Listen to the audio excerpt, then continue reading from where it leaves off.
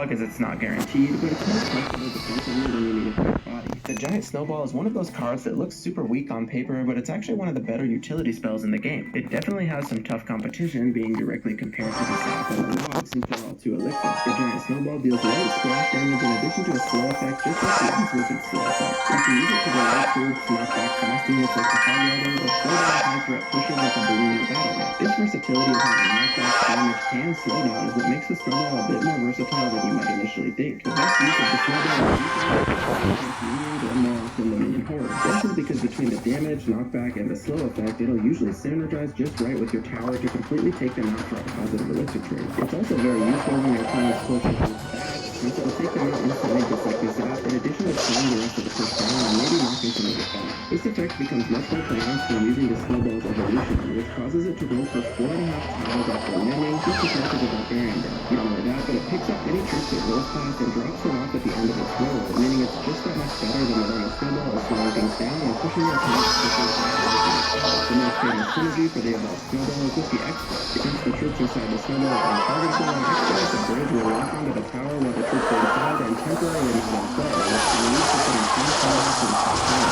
Even if you're not using X-Bow, the same principle can be applied to purposely cause your troops and tower to be targeted. And along those same lines, you can also use the Snowball to move troops to the side one tile by hitting them with the edge of the Snowball. For example, if you misplace your building when countering an incoming Hog Rider, you can place your large Snowball and get to the side to drag the Hog into the proper position to get pulled by the building. The Rocket is the definition of a high-risk, high-reward spell. It's essentially like expensive spells in the game, and it can be hard to land it properly since you have a full 5 second delay after playing the card before it lands. In addition, the damage area is pretty much the smallest of any spell, but when you do everything just right, it can be absolutely devastating for your opponent and give you some unbelievable elixir damage. Use the Rocket mainly against medium to high HP support troops. Think of Executioner, Magic Archer, or Three Musketeers. It's also one of the few cards that can completely shut down your elixir character and expert with Time Grip. The trick to mastering the Rocket is predictive placement. You want to anticipate your opponent stacking troops near their tower or their win condition. If you can hit both the support and the tower, that's a huge win. The info level tip, the Rocket can be used reactively to defend.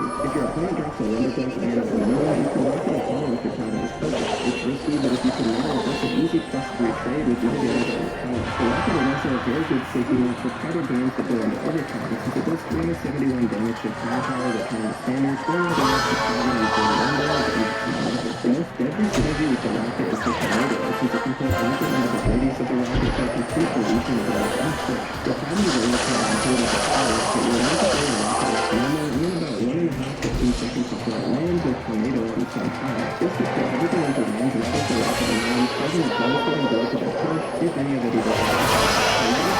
It's a bit situational compared to the Rocket, since it only has a maximum of 3 units, those with the highest HP within its radius. That being said, the damage it does to each target is very high, 1057 to turn the standard, and the radius of the spell is much larger. This spell is often used on the extra bar of the air attack for good reason. When your opponent tries to stay a musketeer and a cannon,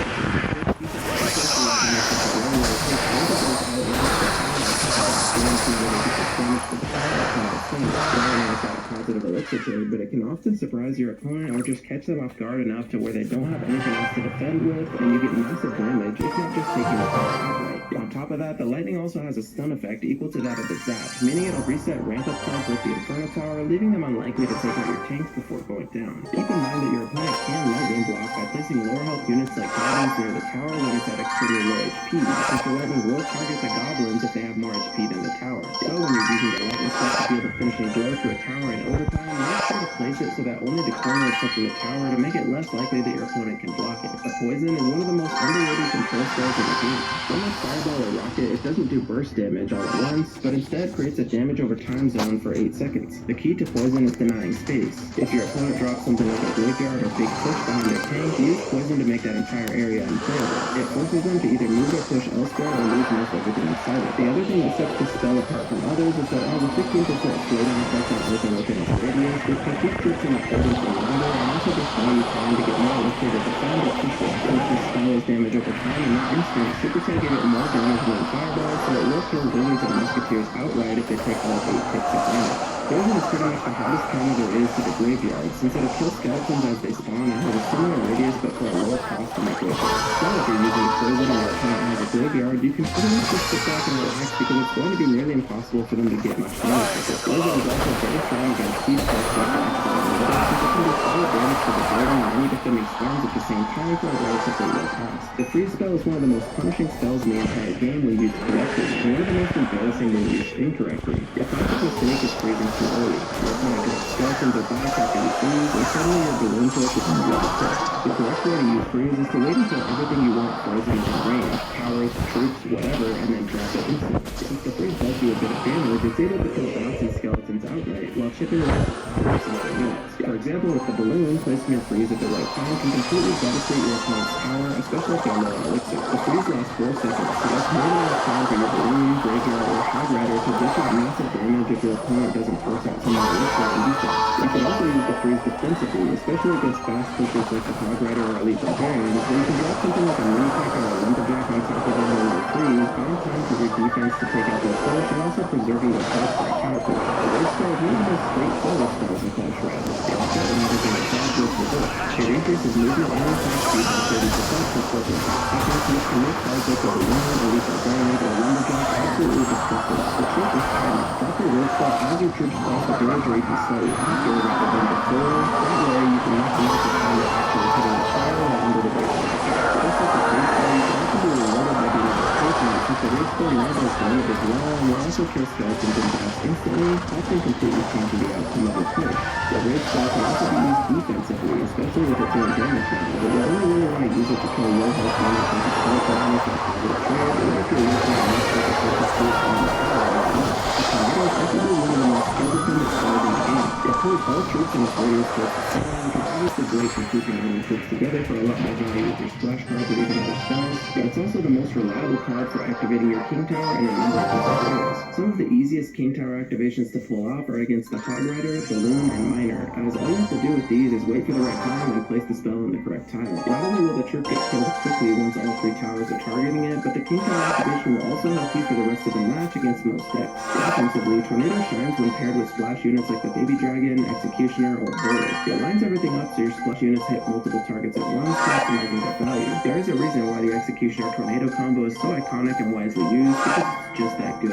Another amazing use for the Tornado is lining up your Magic Archer shots, as since the Magic Archer's arrows pierce infinitely, all you have to do is place him at the bridge and place a tornado a couple tiles in front of him, and he'll do some solid damage to both the opponent's push and their tower. Another popular use for the tornado is to pull troops closer to your push when they have an advantage by being far away. For example, if your opponent pulls a fisherman to kill your royal giant, you can tornado the fisherman towards your royal giant so that he won't be pulled. This also works well with the electro giant since you can pull ranged units into his electric aura so they can actually take damage from it and hopefully get taken out. Another obvious example would be about archers. Since they do so much more damage when far away from their targets, you can pull them a lot closer so that the objective will just become normal archers. And perhaps one of the most important things to note with the tornado is that the distance a given troop is pulled is heavily dependent on its mass. What's mass means? Mass is a hidden value in Clash Royale that means exactly what you think it is. Mass is simply a number that tells the game how heavy your card is. Why is this matter, you ask? Well, mass is used to calculate how much, if at all, a troop will get pushed back after being knocked back by either a spell or another troop lifted with or negative.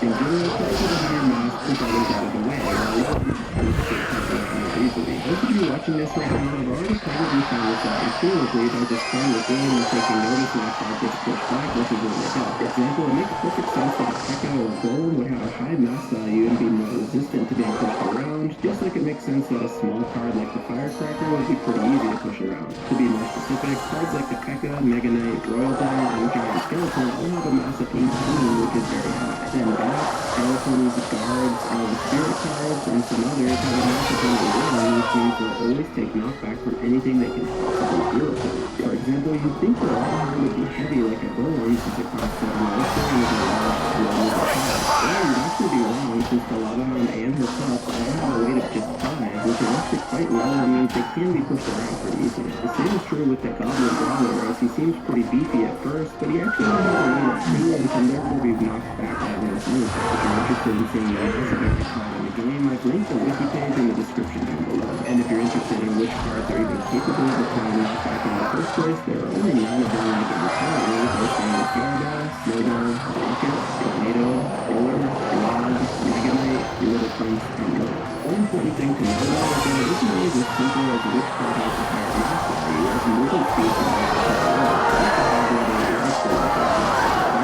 slot in that last one but the hardware is so fast that it pushes the ice golem out of the way anyway. Speed can override small differences in mass, which is why pushing sometimes feels like a failure. Along the same lines, heavy cards are spectacular, but harder to knock out of the way by placing like a shard between it and the tower, although it still can be done with the right placement and timing. Another thing to think about is that a card being lightweight isn't always a bad thing. For example, let's look at the Ice Golem versus the Tekka. Normally, the Ice Golem is an easy kite tool. Drop it in the opposite lane, and the Tekka will follow it across the map, wasting 7 elixir. But what if a Battle Ram gets it done? The Battle Ram has a mass of 6, the Tekka has a mass of 18, and the Ice Golem sits at 6. When they all collide, the interaction locks them in place for just long enough that the Ice Golem slips out of the Tekka's range. Suddenly, that 2 elixir Ice Golem is wasted, and the Tekka is marching towards your tower anyway. That's the power of hidden mechanics at work. For the Snowball, Fireball, and Rocket, the knockback is essentially the same between them. The Tornado and the Log are unique cases. As for the Tornado, it'll easily pull small cards like the Skeletons as far away as it possibly can since they're so light, but using it on a heavy card like the Giant Skeleton won't barely do anything at all. The Log is even more unique, as the attribute that makes the card legendary is the fact that it'll knock back any card no matter how heavy. So why does all of this matter for you? Well, because math quietly decides how effective your triggers are, how well types work, and even how valuable your elixir trades are. Knowing that a Hog Rider can slip past an Ice Golem, or that the Tornado won't double golem much, gives you a massive edge in predicting how each interaction will play out. At the end of the day, mass is one of Clash Royale's most overlooked stats, but once you start paying attention, you'll notice it in every single game. The Earthquake is actually a pretty underrated spell, and it's one of the best counters to small swarms and buildings, especially for only 3 elixir. If I had to explain the spell to you in one sentence, I'd say it's essentially a poison spell for 3 elixir, except it can't hit better and does less damage, but it slows things down way more and also does a lot more damage to buildings and crown towers.